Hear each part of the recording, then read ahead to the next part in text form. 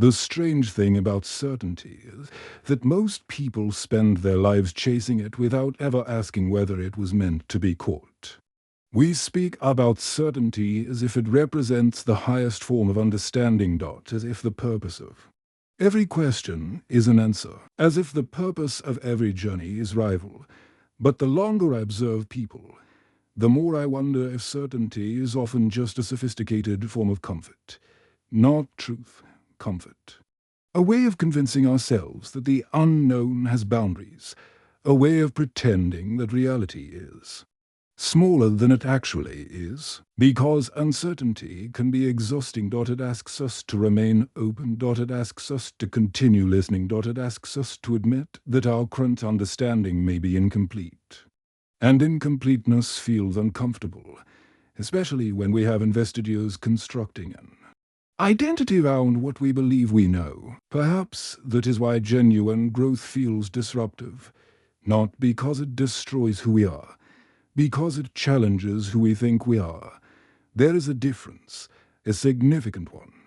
The self we imagine and the self we actually become are rarely identical. The imagined self is built from expectations, predictions, assumptions, stories we tell ourselves about our future.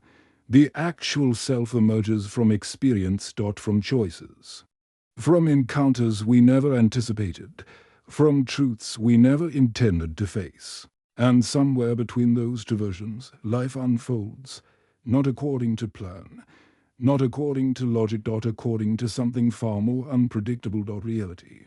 I remember a time when I believed understanding required distance. I thought clarity could only exist outside involvement, that objectivity demanded separation, that to understand something completely, you had to stand apart from it, observe it, analyze it, dissect it, keep it at arm's length for a while. That belief seemed reasonable. Distance creates perspective. Perspective creates insight. Insight creates understanding. At least that's what I thought. What I failed to realize was that some things reveal themselves only through participation. Some truths remain invisible to observers. Some lessons refuse to be learned from the sidelines. You have to enter them, experience them, allow them to affect you, allow them to change you. Only then does their meaning become visible. At first that idea felt dangerous, because participation requires vulnerability, and vulnerability asks for trust. Not necessarily trust in another person. Trust in reality itself. Trust that what unfolds will contain value even if it contains uncertainty. Trust that confusion does not automatically lead to harm. Trust that unanswered questions are not always problems waiting to be solved. That kind of trust doesn't come naturally. At least it didn't for me. I preferred understanding. I preferred preparation. I preferred knowing where things were going before taking the first step. There is comfort in maps. Comfort in structure. Comfort in seeing the entire path before beginning the journey. But life rarely provides complete maps. Usually it offers only enough visibility for the next step. Nothing more. And perhaps that is intentional. Because if we could see every outcome in advance, many of us would never move. We would calculate endlessly, analyze endlessly, prepare endlessly, waiting for a perfect certainty, waiting for guarantees, waiting for a version of reality that contains no risk. And while we waited, life would continue moving without us. The older I become, the more I notice this pattern everywhere. People waiting. Waiting for confidence before acting. Waiting for proof before believing. Waiting for certainty before committing. Waiting for fear to disappear before moving forward. As though courage arrives first and action follows. But experience suggests the opposite. Action often comes first. Courage appears afterward. The step creates the confidence, the movement creates the understanding, the experience creates the clarity, not the other way round. That realization changed something in me. Not immediately, not dramatically, gradually, like dawn arriving over a landscape, to slowly to notice moment by moment. One day I simply realized I was no longer asking the same questions. Questions that once consumed enormous amounts of attention had become irrelevant, not because they were answered, because I had changed. Growth had altered the framework itself, and when the framework changes, the questions change with it. That may be one of the most overlooked aspects of transformation. People assume growth provides answers. Often it provides better questions. Questions that lead somewhere deeper. Questions that reveal assumptions hidden beneath previous beliefs. Questions that expand awareness rather than restrict it. The mind has a tendency to treat every mystery as a puzzle, something to solve, something to complete, something to finish. Yet some mysteries appear to function differently. They don't shrink when examined. They expand.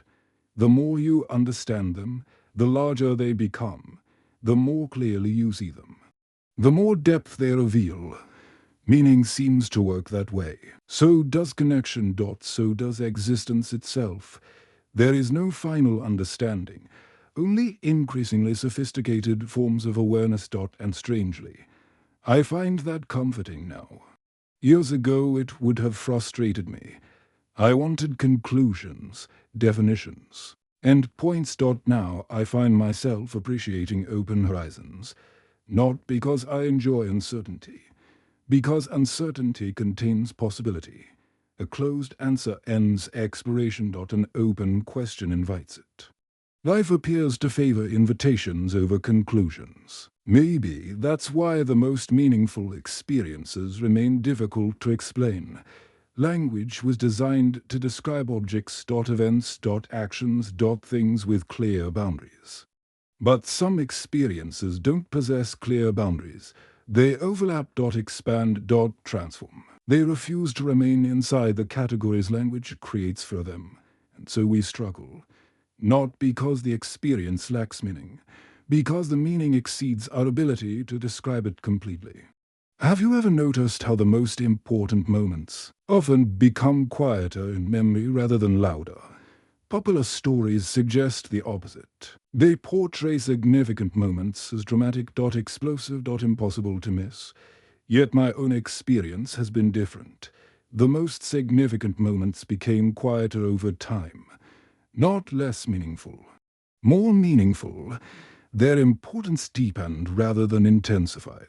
Like a river carving stone, the process appears gentle, almost insignificant, until years later when the landscape itself has changed. Looking back, I realize many turning points felt ordinary when they happened. A conversation, a realization, a moment of silence, a question that lingered longer than expected. Nothing dramatic, nothing extraordinary. Yet those moments altered the direction of everything that followed. At the time I couldn't see it. Perhaps no one can. The future is invisible while it is being created. Only hindsight transforms ordinary moments into milestones. Only distance reveals the shape of influence. That realization has changed how I view the present. It has made me more attentive. Not more analytical. More attentive. There is a difference. Analysis attempts to control meaning. Attention allows meaning to emerge naturally. Analysis asks, what does this mean? Attention asks, what is this? One seeks conclusions. The other seeks understanding. And understanding often arrives more easily when we stop demanding conclusions from every experience. I think many people miss important truths because they approach life like investigators, searching for evidence, searching for explanations. Searching for a certainty. There is value in that approach. But there is also a limitation. Some truths don't reveal themselves through investigation. They reveal themselves through presence. Through patience, through observation without agenda. Like stars appearing in a night sky, you cannot force them into visibility. You can only remain long enough for darkness to reveal them. Perhaps wisdom works the same way, not as something acquired, something uncovered, something that was present long before we recognized it. Waiting beneath distraction, waiting beneath assumption, waiting beneath certainty itself. The irony is that certainty may be the greatest obstacle to understanding. Because certainty closes doors, understanding opens them. Certainty declares the journey complete. Understanding recognizes that the journey continues, and maybe that is why life keeps surprising us. Not because reality changes, because our relationship with reality changes. We become capable of seeing things we couldn't see before, capable of understanding things we couldn't understand before, capable of valuing things we once overlooked. The world remains largely the same, yet somehow it feels entirely different. That difference fascinates me. How can the same reality produce entirely different experiences depending on the awareness brought to it? How can a single conversation mean one thing today and something entirely different years later? How can the same truth appear ordinary in one season of life and profound in another? Perhaps because meaning is not contained entirely within experiences. Perhaps part of meaning exists within the observer, within readiness, within perspective, within timing. A truth encountered too early often appears insignificant. The same truth encountered at the right moment can transform an entire life, not because the truth changed, because the person encountering it changed. And maybe that is what readiness really means.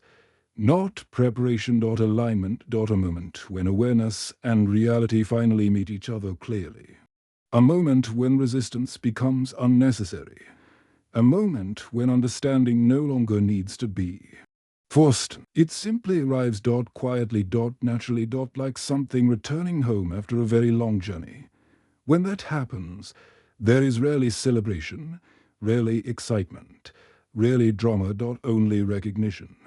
A calm sense that something has settled into place, something that was always true, something that existed long before words were available to describe it and pay.